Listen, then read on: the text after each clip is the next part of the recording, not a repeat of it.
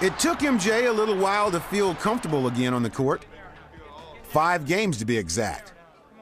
That's when he came to Madison Square Garden and put on a performance we will never forget. And here's the post-up by Jordan. Off the spin! Michael Jordan has the jump shot falling here tonight. My game was always on stage in New York. Did you ask, is he back? Michael Jordan with 49 points. In Madison Square Garden. If you can play, they're going to respect it. If you can't play, they're going to let you know. That is a high for the NBA this season. 55 points by Michael Jordan. So I was always nervous when I played in Madison Square Garden, more so than any other building that I played. That's the record of the most points scored against the Knicks at Madison Square Garden. After falling short of reaching the finals that year, It's all over and the Bulls' season comes to an end. Jordan had a full summer to get back in shape and start another legendary run. Tell me about the 96 Bulls that won 72 games and is arguably one of the greatest teams in NBA history. I think that was the best team I've ever played on. You need to get some ball players involved in our offense, and you're going to do that by executing. It was Phil and his coaching to manage these 3 totally different egos. I remember you used to tell me different things that you do at practice. You go, hey man, you won't believe this. Today we had to sit there and close our eyes and look around. It became more of a mental thing with him. Here you got a guy, myself, who day in and day out, living and breathing the game of basketball, to a guy, Scotty, who got his own different personality, to a guy who was totally off the wall. That's his strength of his coaching. To be able to deal with each one individually rather than... And get them all the best of everybody. Focused on the same goal. The Chicago Bulls have won the 96 NBA championship. Make it 4 in 6 years.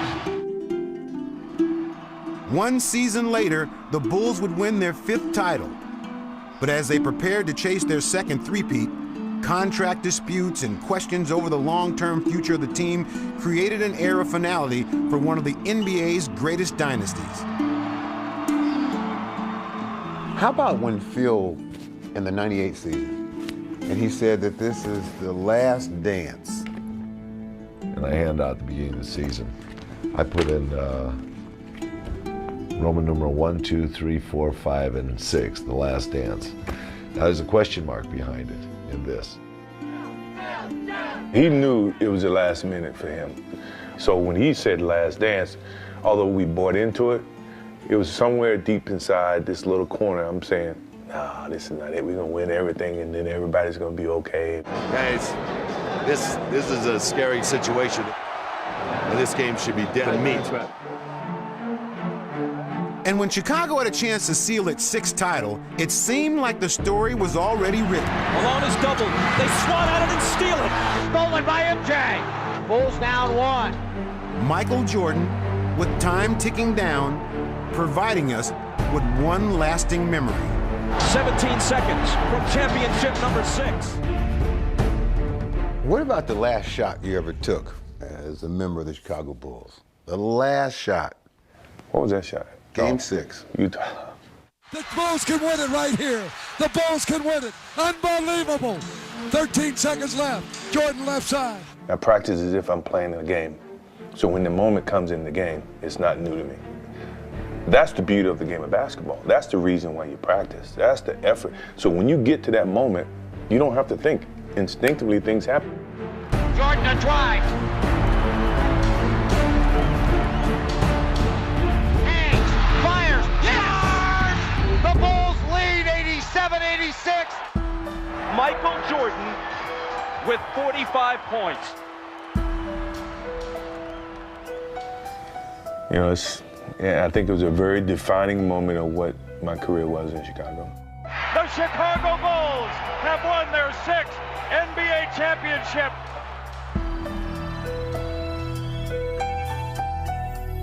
If That's the last image of Michael Jordan. How magnificent is it?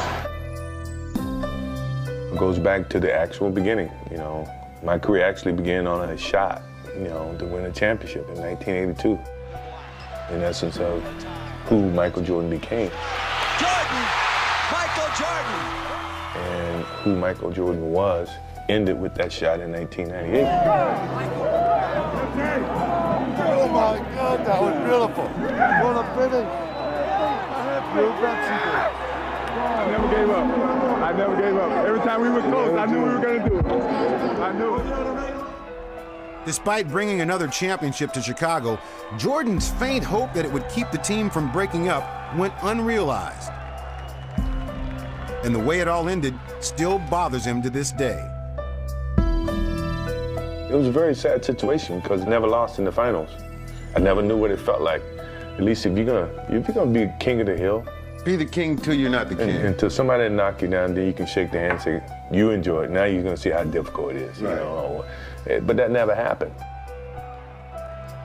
Now we have to live the rest of our lives with this idea that, wow, we could have won 7, or we could have won 8, or we could have won 9, you know, the LeBron thing, but we were halfway there. So Right. we could have done all that, you know, but for whatever reason, it wasn't meant to be. Can you believe it? 6 of them. 6 of them. Yes, sir. 6 of them. Now, y'all say whatever you want. They can't win until we quit. Are you a Chicago Bulls fan? Then you're not going to hit that straight. Nope. Hooking? Yep. Hit a tree. Oh, came back. No matter what he's doing, Michael Jordan's always been driven by only one thing: winning. I got the coach, that means we get to go first. Friend or foe, it's the challenge alone that fuels his competitive fire. I'm losing, and now I'm dying over it. That's okay. When you guys get the hell out of here, maybe we can play some golf. Who were some of the guys you enjoyed competing against, personally? All the best. I mean, you know, Bird, Magic, Patrick. Whoever was considered an elite player, doesn't matter. You know, I enjoyed playing against them because they pushed me as a basketball player. That was one of the most beautiful things about the Dream Team, is that all these guys that I competed against each and every day. And they got me all flustered and all motivated. You can't get too close to Michael, it's a foul. I'm the young guy with the elder statesman. These old guys, they got arthritis. They can't stand in one spot too long. Thanks, Mike. Bye-bye. Ladies and gentlemen, Michael Jordan.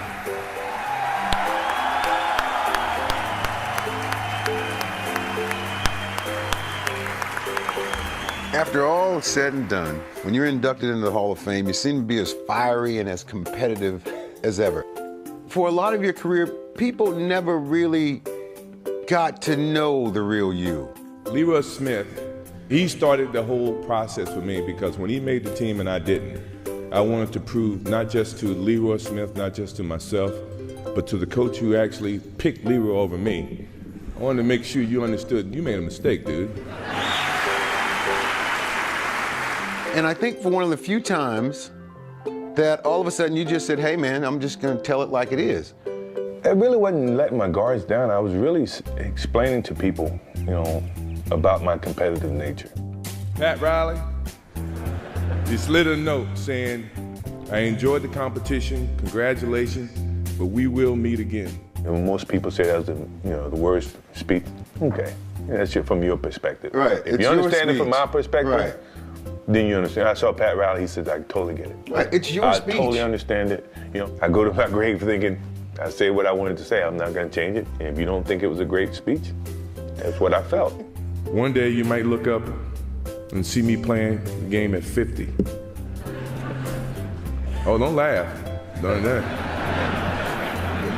Never say never. Because limits, like fears, are often just an illusion. Thank you very much. Look forward to it.